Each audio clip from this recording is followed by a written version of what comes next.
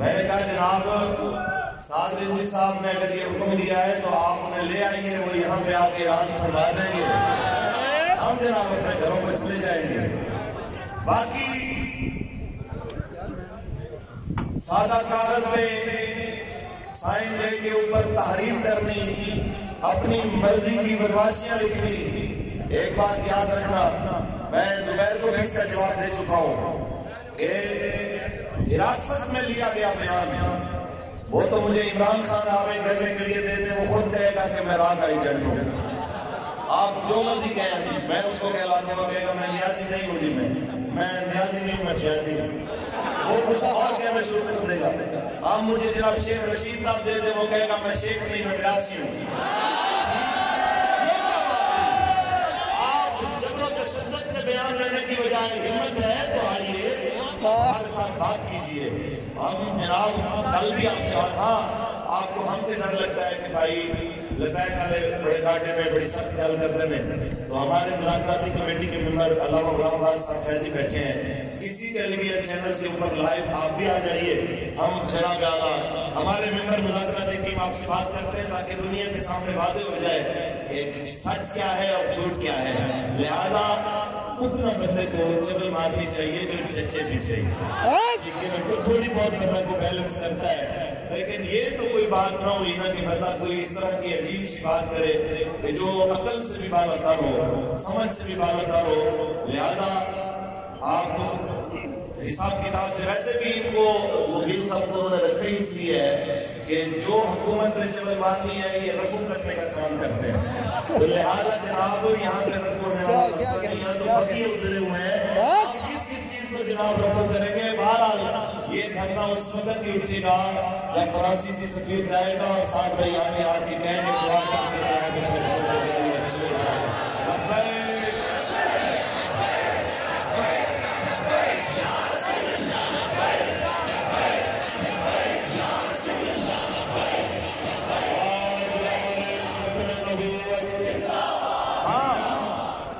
اس کے ساتھ ایک اور بات، رہی بات سیکیورٹی اداروں سے تعاون کرنے کی، تو ہم بالکل تعاون کرنے کو تیار ہیں۔ میں نے پہلے کہا ہے وہ ہمارے بھائی ہیں، کچھ ہمارے بچے ہیں، تو وہ ہمارے سے بات کریں گے، بیٹھ کے مطلب بات کرتا ہے طریقے سے۔ یہ کوئی بات تھوڑی ہے کہ آپ گھروں میں جائیں، سامان اٹھا لیں، چوریاں کریں، ڈکیتیاں کریں، بندے جناب اعلیٰ بندے اٹھائے اور کہیں سے اگر کارکن نہ ملے تو پھر وہاں سے خواتین اور بچوں کو دودھ پیتے بچوں کو بھی آپ اٹھا کے حوالات میں بند کرتے ہیں، تو یہ طریقہ کار ہے، یہ تعاون کریں۔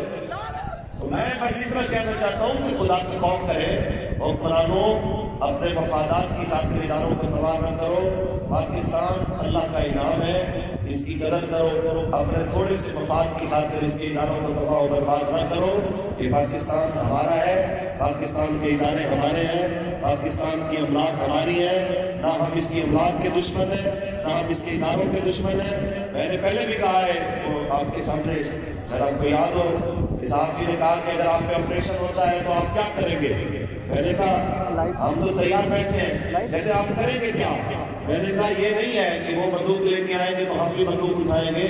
بھائی بات اتنی ہے، ہم نہ مسلح جدوجہد ہم نے شروع کی اپنے ملک میں، نہ ہم نے بندوق اٹھائی، نہ ہم نے بم چلایا، نہ خود کو اس تمباکو کے کلچر کو پروموٹ کیا۔